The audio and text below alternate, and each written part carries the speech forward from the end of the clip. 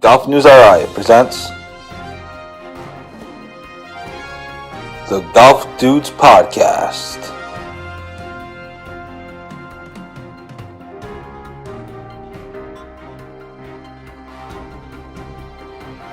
Here are the dudes.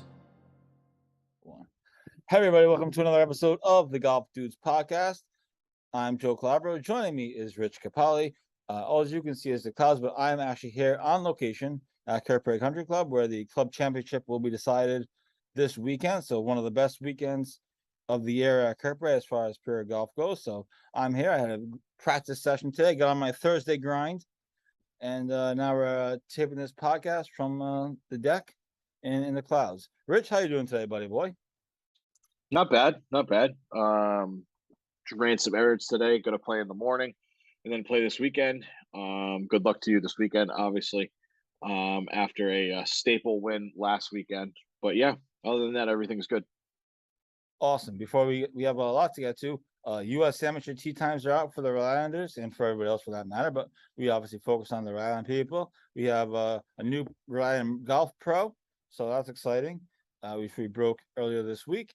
And obviously the Live and PGA Tour stuff escalated this week with a court case that took place on Tuesday night in San Jose, California. And obviously also the PGA Tour playoffs are ongoing as we tape this podcast. So, but first, before we get to any of that, we should tell you that the Golf Dudes Podcast is presented by Lynx Drinks. Lynx Drinks is best known for their transfusion in a can. A transfusion is vodka, ginger ale, and grape juice, all mixed up into one refreshing beverage. And they recently came out with their two new flavors, the front nine and the back nine. The front nine has orange juice, which is my favorite, and the back nine has cranberry juice, which actually is Rich's favorite, believe it or not. So check out Lynx Drinks at country clubs and liquor stores near you. And we love our friends at Lynx Drinks. Fred Ivanko, shout out to him. He's a great guy, and we're in for some Lynx Drinks. There could be plenty of Lynx Drinks to be had this weekend if I come home with a trophy. But we'll worry about that on Sunday evening. Me and my caddy over here. So anyway, so lots to get to. Just released, I believe today, and we have it up on our site. Is the tee times for the U.S. Amateur, which is next week. It starts on Monday, so certainly a great tournament to get excited about. It's over in New Jersey, so I almost thought about applying for press credentials and going, but I didn't because came up too late, and believe it or not, I don't know if this is a record or what, but Rhode Island's got 5 people in the U.S. Amateur. That's pretty good. Doesn't happen every year. So we have tee times for that. That starts on Monday. Golf Channel picks up coverage on the 17th, which I'm thinking is Wednesday. So keep an eye on that, and obviously keeping an eye on obviously the local. So we'll get into that, but U.S. Amateur, big obviously tournament. It's crazy to have 5 Islanders in the field, and they should be excited to see how they test their abilities here against some of the best players in the world. Yeah, definitely. Just a crazy run of golf these people, men and women, are having. It's legitimately, if they're still in school, they don't take any time off. They legitimately have a week to themselves, not even. So it's the hard work and dedication definitely pays off in the long run. So the U.S. Amateur, the first 2 rounds are obviously stroke play. There's going to be played at Ridgewood Country Club and hold on, what's the pronunciation? Arcola Country Club. I want to get that right, in New Jersey. So here are the tee times. You see them on our website. Obviously, we'll have full coverage, and I'll have a U.S. Amateur primer up on Sunday at some point, if not early on Monday morning. But we'll have a big U.S. Amateur preview coming up. But tee times are out today, and so here are the locals. Brad Valoy at 7:31 a.m. at Ridgewood. Andrew Leary at 7:42 a.m. at Ridgewood. Christopher Core, the former URI star, at 8:13 a.m. at Ridgewood. Patrick Welch got in. He's at 12:25 in the afternoon at Arcola, and our friend Bobby Leopold at 1:07 p.m. at Ridgewood. Of course, Bobby got in on that crazy chip in from qualifying at Connecticut National earlier this year. He chipped in for birdie for a playoff. Joe, wipe your lens. You're fogged up or something. There you go. Sorry. Stuff sitting outside. I try to get the nice scenery. And no, it's good now. It's perfect yeah, now. no. I can even see the grass in the background too. Yeah, I tilted the screen down a little bit because it was like I was in the clouds, which I am. I am in the clouds most of the time. Well, so I wasn't going to say anything, but yeah. So 5 Rhode Islanders or locals in the U.S. Amateur. If other people that you might be interested in is Dylan Minetti, who's won back-to-back Northeast Amateurs. He's playing in the tournament as well, and a few others that obviously Michael Thor Bjornsson, who's a stud, and a few others that you may be interested in that are not locals, but they're big names in the amateur golf world. How about Brad Valoy qualifies for the U.S. Amateur? Then next month he's going to Wisconsin and Erin Hills for the Mid-Am. It's insane. I told you these guys have they have no time to friggin' relax at all. It's amazing. So good for him. He's a good kid. Obviously, he's been through the ringer over the last few years, but it's great to see him kind of back in the mix of all these tournaments. And also it'll be fun to watch Patrick Welch in probably his last U.S. Amateur. He's going to turn pro. See how he does, to see if he can make a run. And don't forget, he's playing on the PGA Tour in October in the Shriners Championship, which is obviously a huge freaking deal. And obviously we'll have coverage of that when it gets a little bit closer. But so 5 guys in the U.S. Amateur from Rhode Island. It's a big deal. I don't know the history, but I don't imagine that Rhode Island's ever had 5 guys in the U.S. Amateur. No. I mean, I could be wrong, but maybe way back in the day, but nothing current comes to mind. Yeah. So I mean, that's a pretty significant number from a small state like Rhode Island. So super exciting stuff. Those are the tee times. Obviously, you can see them up on our website. And like I said, I'll have a U.S. Amateur primer up on Sunday to get everybody ready for the tournament and let everybody know what exactly is going on, how it all works, and all these other things. I'm actually going to shoot out text messages over the next day or so to all these guys to check in with them to make sure they're good to go, and maybe one of them can win it. You never know. One person that's not in the U.S. Amateur is Davis Chatfield. As Golf News I reported earlier this week, he has turned pro. So he's the latest professional golfer from Rhode Island, and he was nice enough to talk to me for a few minutes the other day about it. And Rich, it's funny. It's the one thing. It's funny how I'm more of the local guy. You're the pro guy, and it's kind of interesting how our worlds are kind of mixing a little bit. Yep. They're coming to fruition. Yep.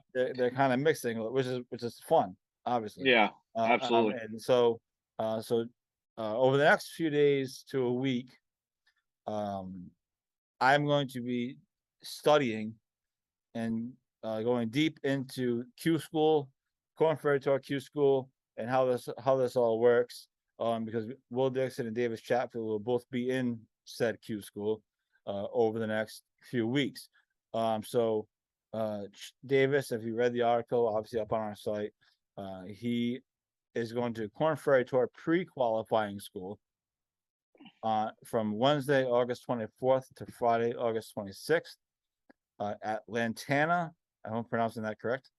Lantana Golf Club in, is it Argyle, Texas?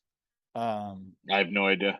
That's how it's spelled. So, and we'll just say Argyle, Texas. So that's the 24th to the 26th later this month. That's pre-qualifying school.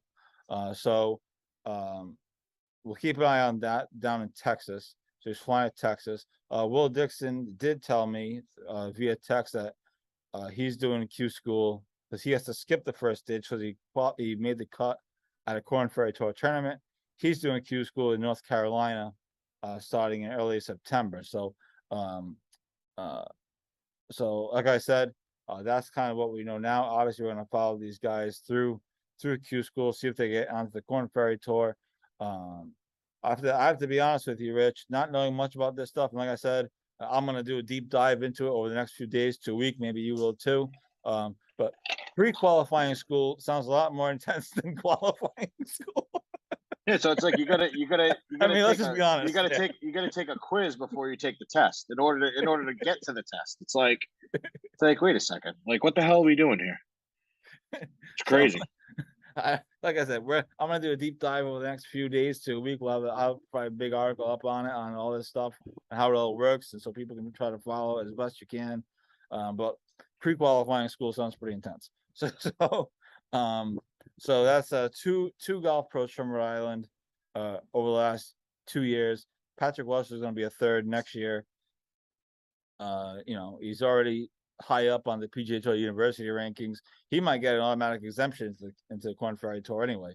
So he might not have to deal with any of the stuff if he finishes top 5 in the PGA Tour University rankings, which I still believe they're going to move to, you get an automatic exemption onto the PGA Tour for a year, because I think this live golf stuff is, and this is fun, right? This is where everything kind of ties in, right? Everything relates to everything at some point. And I think this live golf stuff is going to put so much pressure on the PGA Tour that they're going to say, you know what, the top 5 kids on PGA Tour, you're going to go right to you get a PGA Tour exemption for, a year or whatever it is, whatever the number is, instead of Corn Ferry Tour. So I think that's something to watch for. Yeah, absolutely. Especially with with what I think is going to happen. What is it? What do you think is going to happen? As soon as the FedEx Cup playoffs are decided at Eastlake, there's going to be a lot of guys leaving. Obviously, Cam Smith and Leishman, they're gone, according to multiple reports. Yep. I just reported that. Yep. I just think it's hysterical that Cam Smith has, besides Scheffler, probably has the best odds to win the FedEx Cup and the Tour Championship, and he'll just take all their money and just leave and go to the other tour. So he has the potential. I mean, he's already making at least 100 mil from Live. Made what, 20 million or something like that from the Open, or something like that, 15, 20 million. And he won the Players too. That's the biggest purse of the year for the guys. So I mean, he could probably come away with like $200 million in like a season at this point. You know what I mean? Yeah. And at this point, I just think like I don't have any hatred towards the PGA, but I kind of hope crap like this happens, because it's just it's something different. Like even like even when I play my our Sunday rounds with the guys, like you gotta switch it up. It's so mundane and boring after a while. You gotta switch it up. Now for the PGA, I don't know whether that's more team events, more match play events, more whatever it is, head to head bracket style events, match play. I don't know, but they're gonna. I have a sneaking suspicion that they are gonna potentially lose to live just because. I mean, it's totally fascinating, and we're already here, kind of, because like I said, everything kind of just connects at some point, which is the fascinating part of this whole thing. But obviously, there was a big court case earlier this week on Tuesday night. I tried to log in and watch it on the Zoom, but I was blocked out because there's already over 500 people watching this stupid thing on Zoom on a Tuesday friggin' afternoon at 4 p.m. Like, what are we doing? You got to figure everybody like us was on there, So I tried to log into watch the court case. I'm not a legal person, obviously, but it would have been interesting just to see it. Next time we'll log in a bit earlier. But there's plenty of court cases to go. I think Rory McIlroy had a quote. He said, this was a good win for the tour, but this is like making a birdie on the first hole. You still have 17 more holes to go. It's more than that. It's more than that now. So we all know about making birdie on the first hole, how that usually works out. Yeah, it happens to me all the fucking time. So the PGA Tour obviously won. Taylor Gooch, Hudson Swafford, and the third guy was it Matt Jones. So speaking of this, I don't know if you're talking about this, but I want to bring this up before I forget it. I heard that Hudson Swafford and who was the other one? Taylor Gooch. were like 15 minutes away from the St. Jude Classic, Yeah. waiting for the judge to okay it so they could just walk right in there and play. I heard that I did hear that somewhere. That's pretty funny. Now I heard it from Foreplay this morning, but I think Yeah. there was multiple media outlets saying that they were like legitimately down the street waiting for the judge to okay it. If you think about it, if the judge okays it, okay, well now it's already Tuesday. Tee off is presumably on Thursday. On Thursday, They gotta get their practice in, so it kind of makes. I mean, it's kind of a ballsy move, but it's funny. It's so funny. Competition standpoint. You know. So that's all been going on this week. I was kind of disappointed that Liv lost. I thought it would have been amazing content to see these guys. Dude, imagine the shit show that would have been. I thought my God, would have been amazing content. And again, I don't want to sound like a jackass. Absolute nightmare. I don't want to sound like a jackass, but I root for no, I would have wanted it. That's the business that I'm in. That's the business we're in. So if it creates, I would have loved it. I would have loved it. Are you kidding me? What a shit show that would have been. Oh my God. Imagine that. Oh man. It would have been great. It's already a shit show this week with Cam Smith playing as he reportedly, according to the Telegraph, like you referenced earlier. Yeah. Telegraph is like the New York Times of England, if you will. I mean, I don't know if that's apples to apples, but it's close. You get the point. Yeah. Close. They reported that him and Cam Young are going to Live. Obviously, Bubba Watson's already over there. And apparently there's 14 events next year for Live, so they're already expanding. Mm-hmm. And I think 3 of them are going to be in Australia. So that's going to be good for them. Should we apply for media credentials for those? You want to go to Australia? I heard it's insane. I heard it's absolutely insane out there. The flight would be brutal, but you wouldn't survive the flight. But I probably would. I'd have to. My plane ticket, in order for me to be comfortable, would probably be first class, like $5,000, easy, $5,000, $6,000, $7,000. I need a bed. I need leg room, all that. Nah, there's no way I'm sitting in coach for that stuff. Well, you never know. Maybe Golf News I will be there by that time. You never know. So there's all kinds of stuff going on with the Live and PGA Tour, as we referenced. Tons of stuff going on locally with the U.S. Amateur. Super exciting. So next week should be a really fun week to follow this stuff. And obviously, Davis Chatfield and Will Dixon continuing their pro golf journey, which is exciting as well. So let's do this. Let's take a quick break here. Then we'll come back. We want to get into some of the Fedex Cup playoffs. Those are underway today at the St. Jude Classic. And see who's winning that. Obviously, there's been some controversy with Cam Smith playing, and apparently something went viral today with Scotty Scheffler stepping in Cam Smith's line. It went viral on I didn't see that on Twitter. So that's interesting. I don't know if there's any meaning behind it, but could be interesting.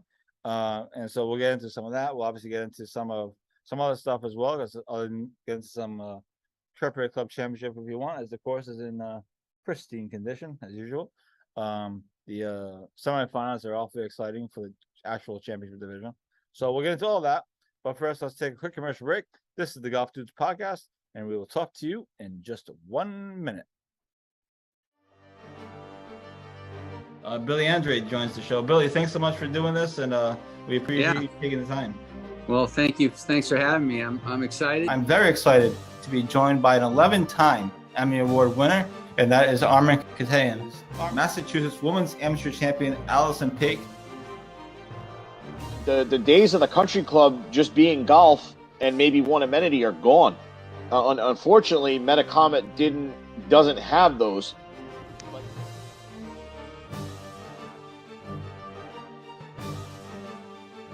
He has a very rare condition called kyphoscoliotic Ehlers-Danlos syndrome. And at the time of diagnosis, there was only 60 documented cases in the world. I mean, we legitimately played the last 4 holes at Newport National. You could not see 50 yards.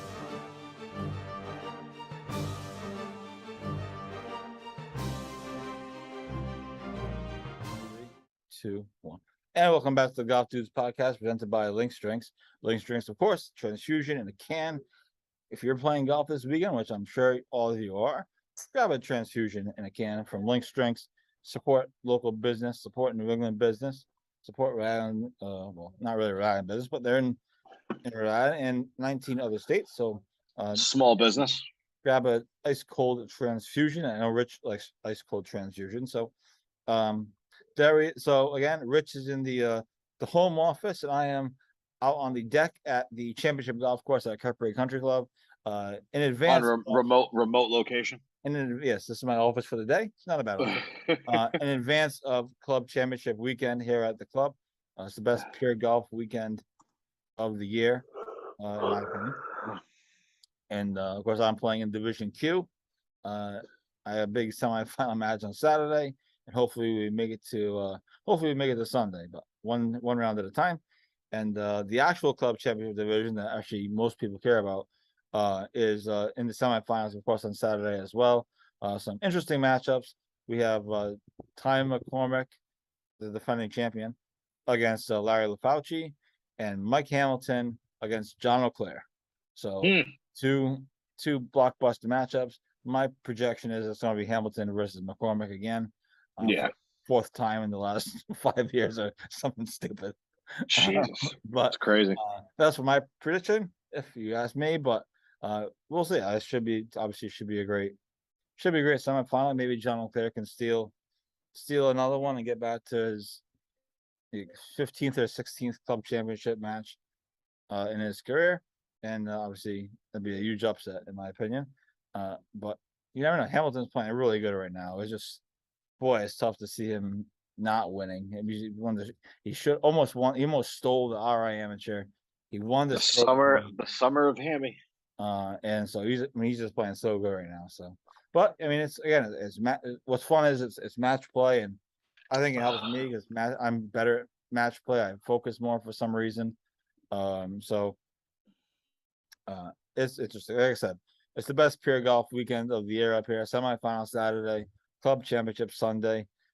So I look forward to it every year. Should be great. And then 2 weeks later, we have obviously the Stan Blue tournament, which is a 2-day event. So I'm excited for that as well. In between, I'll have some fun rounds and try to take some friends and clients, if you will, out. So that'll be fun. So that's what's going on this week. That's the Cartwright Club Championship status. Club championship season is full swing. You guys had your net division championships earlier over the weekend, which you posted on Facebook. So thank you for that, because I was on the course. And then the women's club championship for you guys hasn't happened yet. I'm assuming it's probably. I'm assuming it's going to happen. The final round is going to happen this weekend. I'll be there tomorrow, and I'll find out. I'll look at the board when I get it. So there is that, and of course our women's club championship will be happening as well. Kylie Eaton looks to win it for the 4th year in a row, and she does have her permit, folks. So she can technically drive. Oh, she can use the parking spot now. So that's the update on that. That's so funny. Yeah, well, when you win the club championship at 13 years old, there's nothing you can do. Imagine, that's just insane. So there's that. Also, we're tracking the Pawtucket Club Championship. Max Jackson is obviously the favorite to win that. He actually had to play his dad in the first round. His dad got in as the 16th. No shit. The Pawtucket Club Championship. He had to play his son. That's awesome. Yeah, so we're tracking that as well. Club championship season is the best time of year. It's fun to cover these stuff. I'd kill to play my dad. Are you kidding me? Yeah, well, I'd love that. Yeah, well, you're not Max Jackson. No, doesn't matter. I still want to kick my dad's ass though. Oh, of course, yeah. Need those shit talking points, you know? Oh yeah, of course, yeah. So there's the club championship roundup, and again, we'll have coverage of all this stuff. We'll potentially, if I lose on Saturday, we'll potentially have a live stream of the Cartwright Club Championship. I see what I can muster up on Sunday. So, but hopefully that won't be happening. Anyway, so on to other things. We discussed PGA Tour versus Live. We discussed Chatfield turning pro. US Amateur Tee Times are out. You can see them on our website. Again, that starts on Monday. So we'll have a primer up on Sunday or early Monday morning. But the PGA Tour, first week of the playoffs, no live guys are in, although 2 potential live guys are in. And Quote unquote. There was a B. I don't want to get stung. 2 potential live guys are in Cam Smith and Kim Young. So PGA Tour playoffs. Cam Smith and Leishman, right? No, Cam Smith and Cam Young. Maybe Leishman. Oh. That's all I know. Okay. I didn't hear about Cam Young. All I heard was about Yeah. Leishman and Smith. Yeah, he's been reported. So Ricky Fowler playing well. He got in right at 125, unbelievably. That 5 under final. But why don't we again, we're taping this at about 4:00 in the afternoon. And so most of the guys probably be close to done. We should have a pretty good idea what the leaderboard looks like, but why don't we hit the leaderboard for round 1 of the FedEx Cup playoffs? Yeah, so we got so these are I'm only gonna give you the final. And then if I see a couple what's it called? A couple guys that are still on the course worth noting, I will throw that in there too. So 8 under is Siwoo Kim and JJ Spawn. They are final at 8 under 62. Tony Finau is 6 under 64, also final. Come on. Siwoo Kim out of nowhere. I'm telling you, that kid's a stud. Them Korean kids, man, they're good. They are so good. Tyrrell Hatton and Sam Burns, Ricky Fowler, and Jason Day round out the 65 5 under group. Let's see what we got. Max Homa is at 4 under. Also, I heard Adam Scott is going over there too after the playoffs. That was a little potential thing. Shane Lowry 4 under. Patrick Cantlay 4 under. That's through 7. Cam Davis is 3 under with come on. Victor Hovland, Justin Thomas, and Cameron Young. Cameron Smith's also in there.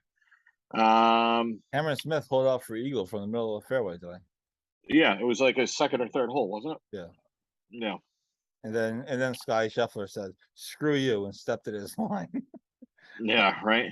My boy Sahith, he's at 3 under. He's through 8 right now. I'm telling you, I think he could make the final grouping. Was that 30? The final 30 or 40, or whatever it is. 30 is the Tour Championship. Yeah. Our boy Keegsy, Keegan Bradley, he's 2 under final. No, I don't want that. Stop it. Is Keegan inside the top 75 right now? Keegan Bradley. It doesn't have it right here. Never mind. No, actually, you know what? Hold on. Let me scroll up a little bit. Does top 75 make it to next week? Oh, here we go. He is 36, I think. Oh, all right, he's all right then. No, wait, I'm sorry. I lied. 33? Yeah, 33. Oh, if I'm looking in the right column, hold on, let me go all the way to the top. Rich is a little confused, folks. No, it's just my there's a lot of ads on this website. The ads keep slowing my computer down. All right, so that's projected. His projected is, if I can go back to it. Where are you? There we go. His projected is 36. He's at 33 right now. Oh, all right. So he's inside the top 75. Yeah. Nice. So That's good. My boy HV3 also at 2 under. Shoffley is also at 2 under. He's through 7, so he hasn't quite hit the halfway mark. Justin Rose is at 2 under. He's through 5.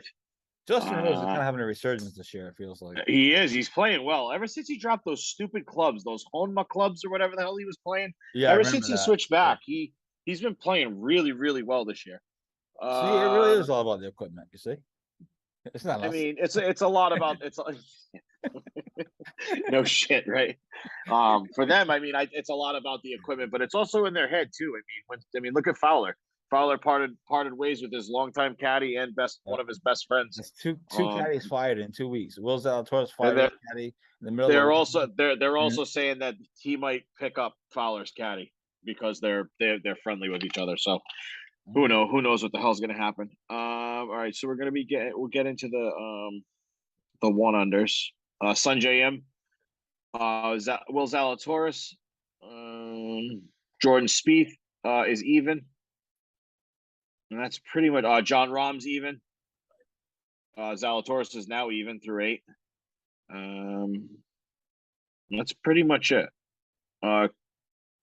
Damon and Kisner are +1. Rory's +1. Matt Kuchar's +2. Jesus. And Doug Gim is +3. Oof. All right, so some guys The have bottom of the pack is +4. Scott Piercy and Nick Taylor is 4 over. So 4 over is the bottom of the list. I think the biggest story this week, other than the live stuff, is a potential Ricky Fowler resurgence. Dude, if he makes it to the next Gets round, it that's a right at the win. number. That's a win. He got it right at the number. There was no way he should have stayed there, but everybody else crapped their pants. Well, that's also not true. All the live guys fucking went to live. So a lot of the standings got jumbled. Well, right, but I mean, he was at 125 in the last tournament. Yeah. But the reason why he was Before, in that position is because of all the guys Prior to dropped the out. final, yes, that's true. Prior to, but Yeah. last week he was literally on the cut line. He And played. I mean, hopefully he gets his shit together. I'd love to see him do well. Unfortunately, I think he's not making the money that he is, making the money that he used to, and could potentially be making on live. So, well, when you suck, your endorsements go away. Endorsements don't pay you. I mean, he still has Puma and Cobra. So yeah, but he used to have all these commercials and all these different things. Now you never see him on TV. You know, it's a balance. You know, you get all these endorsements from, and then you finish. No, you're not paying for the finishing last. So, and that was a criticism of him, that he had put too much time into the endorsements and not time into actually playing or practicing. You know, whatever. So hopefully, obviously, it's a great story that he got in. Obviously, he's playing well. You said so far. 5 under final. So there's always a chance of a collapse, obviously, in the second round. But of course, as there is with anybody. So hopefully, at least he's proving to himself and everybody else that he still has it. You know. Yeah, for sure. But I refer Ricky Fowler. So I do feel like if he doesn't make it far in these playoffs, I do feel like live is a possibility. As soon as I'm surprised he hasn't gone sooner. There were rumors. Remember, there were rumors earlier in the year, in the summer of him going. So yeah, I don't know. It will be interesting to watch, and I do think there's another load of players that are going to live after the first. No question. So. No question. As soon as the FedEx Cup playoffs end, that's it. But yeah, so that's, Liv continues to be an undercurrent on the PGA Tour. Every tournament, they have to talk about it. It's continues to be a fascinating situation. Obviously, they're coming to Boston next month, so that'll be interesting. We have applied for press credentials. We'll see what happens, but we have actually applied for press credentials. Like I told Rich off the air, the application process was significantly easier than it was for the U.S. Open, thankfully. I mean, I understand why the U.S. Open, did that. I get it, obviously, but this was significantly easier. So at least that was good. But anyway, so that's what's going on in the golf world. We have a rare busy sports night, summer sports night, or summer TV night. Oh crap! I forgot the Pats were on tonight. That's right. We have a Patriots game, but no one's playing supposedly. We have the final episode of the Derek Jeter special, which I've been watching. We have the Field of Dreams game in baseball. Oh, that's tonight. Yeah, I don't really care about the teams. I think it's the Cincinnati Reds and somebody else. But I watched last year's game. It actually looked really cool, with the corn fields and stuff. And then we have at 10 p.m. we have USA Hockey in the World Juniors. Oh, that's right. I forgot that was on tonight. Yeah, the Redux of the World Juniors. That's at 10 p.m. tonight. I don't know if they're playing offhand. They destroyed Germany the other night. Like 5-1, I think. Yeah, their big matchup, I guess, is Sunday night at 10 against Sweden. that's supposed to be like the blockbuster matchup of the early round. So a rare busy sports night in the dog days of summer here. So I guess that's Yeah, the kid from PC Berard's playing. yeah. PC has 1 or 2 players, I think. Has a couple players. I thought I saw only one, but the kid Berard's definitely playing. He's a stud. He's so nasty. Yeah, he's playing. He's definitely playing. I thought there was another kid that was there. He might be one of the he might be one of the best players in the Big East. Yeah. This coming season.